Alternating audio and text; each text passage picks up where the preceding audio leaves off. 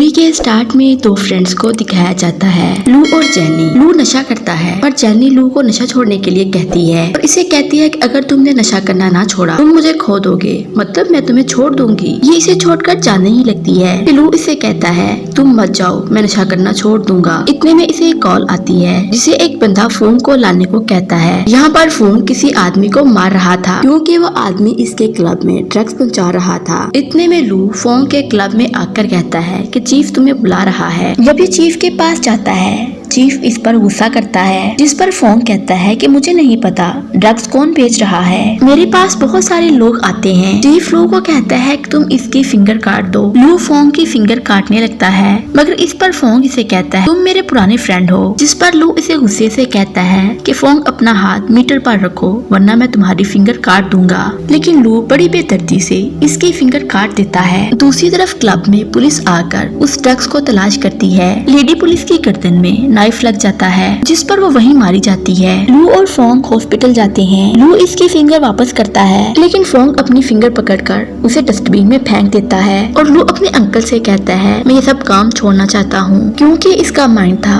कि अब वो खुद से ड्रग्स बनाकर सेल किया करेगा। इसे किसी के अंडर काम करना पसंद नहीं था। ये खुद को एक बिजनेसमैन के रूप में डाल लेता है। इसके काम में एक लेडी भी इसका साथ देती है जिसका नाम शेंग था। अब फोंग भी ड्रग्स सेल करने के काम में लग जाता है क्योंकि इस काम में काफी पैसा था। लू के पास काफी सारा पैसा आ जाता है, इसलिए वो एक फैसला करता है जो लोग नशे में लगे हुए हैं वो इनका फ्री में ट्रीटमेंट करवाएगा। फोंग को एक गैंग का लीडर मिल जाता है जो इसे बहुत मारता है। यहाँ पर एक लड़की को बांधा हुआ था। फोंग बहुत बुरा इंसान था और इसे लू के नाम एक लेटर मिलता है जो इसकी ओल्ड फ्रेंड ने इसके नाम लिखा था। ये लेटर जेनी का था जिसमें लिखा हुआ था जब मैं तुम्हें छोड़ कर गई मैं प्रेग्नेंट थी। मतलब ये बच्चा लू का था और अब इसे नशा करने की आदत पड़ गई है। इसे नशा करने की आदत पड़ गई है, तुम्हें इसे नशा करने से रोकना होगा, तुम इसे अपने साथ ले जाओ। लू अपने बेटे को लेने के लिए फिलिपाइन जाता है। ये अपने घर में बताता है मैं बिजनेस के सिलसिले में फिलिपाइन जा रहा हूँ। इसका बेटा नशे में धुन था, वो इसे देखकर भाग जाता है। इसका बेटा छत से कूद जाता है। लू ये सब देखकर अपसेट था। ये सोचता है मुझे उस ड्रग डीलर को पकड़ना है। वे कौन आदमी है जिसने मेरे बेटे को इस काम पर लगा दिया है। लू को अपना पास याद आता है। इसका फादर भी ड्रग सेल करता था। इधर पुलिस और ड्रग डीलर के बीच काफी लड़ाई होती है। लू पुलिस के सिस्टम को हैक कर देता है और इनकी बहुत सारी फाइल्स को चुरा लेता है और पुलिस वालों को भी पता चल जाता है कि इनकी बहुत सारी फाइल्स को किसी ने हैक कर लिया है। ये फाइल्स उन लोगों की थी जो ड्रग्स के बहुत बड़े डीलर थे, मगर पुलिस वालों को पता नहीं चलता कि इनकी फाइल्स को किसने चुराया है। लू इन फाइल से सारे डाटा को चेक करता है क्योंकि ये बड़े ड्रग डीलर्स को मारना चाहता था। अब ये इसका मिशन था। लू अपने आदमियों से कहता है कि तुम्हें इसको मारना होगा। इसने अपनी एक सीक्रेट एजेंसी बना ली थी। ये उन सारे बड़े बड़े ड्रग्स डीलर को मार रहे थे जिन्होंने लोगों की जिंदगियां तबाह कर दी थी। दूसरी तरफ पुलिस ड्रग से लोडेड ट्रक को रोक लेती है। वहीं पर लू अपनी टीम के साथ पहुंच जाता है। इन सब ने फेस पर मास्क पहने हुए थे।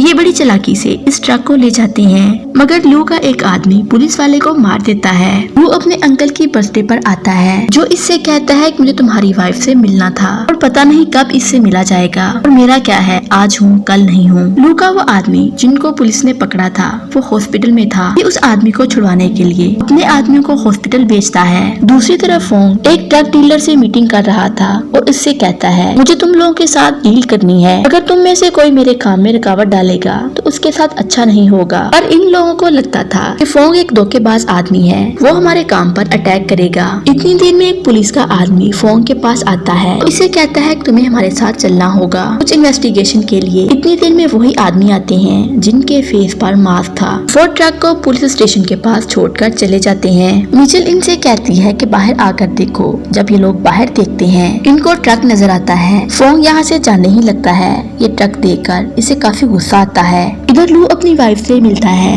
जिन लोगों ने मास्क फेस पर लगाए हुए थे वही लोग ड्रग डीलर्स को मार रहे थे जिनका लू ने बताया था। ये लोग क्लब पर हमला करते हैं। ये क्लब फोंग का था। इधर पुलिस भी ड्रग डीलर्स को पकड़कर बहुत मारती है। ये लोग इनसे काफी इन्वेस्टिगेशन करते हैं लेकिन इन लोगों के हाथ कुछ नहीं आता क्योंकि इन लोगों ने इनको इतना मारा था वो बेचारे मर जाते हैं। नेक्स्ट उसी आदमी को दिखाया जाता है जो लू का आदमी था जिसे पुलिस ने पकड़ा हुआ था। इस आदमी को लू के आदमी लेने के लिए आते हैं जबकि दूसरी तरफ से फोंग के आदमी भी इस आदमी को लेने के लिए आए हुए थे। इस आदमी की फोटो फोंग के पास थी। ये फोटो देखकर समझ आता है कि ये आदमी लू का है। है। इधर हॉस्पिटल में फोंग और लू के आदमियों में खूब लड़ाई होती है, लेकिन लू के आदमी इसे ले जाते हैं। नेक्स्ट लू और फोंग के बीच में घोड़े की रेस लगती है। लू कहता है कि मेरा घोड़ा जीतेगा, जबकि फोंग कहता है कि मेरा घोड़ा जीत जाएगा, पर लू का घोड़ा जीत जाता है, जिस पर फोंग को बहुत गुस्सा आता है। वो गुस्से में इस मासूम और बेजुबान जानवर की टांगे काट देता है। तभी यहाँ पर लू को पता चलता है कि इसके अंकल की डेथ हो गई है। इसे फौरन अपने अंकल के पास जाना पड़ता है। लू अपनी वाइफ को सब कुछ सच बता देता है कि वो पहले क्या काम करता था। जब वो अपने अंकल के फ्यूनरल के लिए पहुँचता है तो यहाँ पर काफी मीडिया वाले आए हुए थे, क्योंकि लू एक फेमस बिजनेसमैन था। मीडिया वाले इससे बहुत सारे क्वेश्चन करते हैं, लेकिन इसके पास किसी भी क्वेश्चन का कोई आंसर नहीं था। मगर फोंग लू की सच्चाई बता देता है, जिस पर लू फोंग से बहुत गुस्सा होता है। लू अपनी वाइफ के साथ बात कर रहा था कि वहीं इनको अपने बेटे के बारे में पता चलता है, क्योंकि लू का बेटा इसकी गर्लफ्रेंड का था। ये बात सुनकर लू की वाइफ इससे डिवोर्स मांगती है। इसकी वाइफ पुलिस वाले की भी फ्रेंड होती है।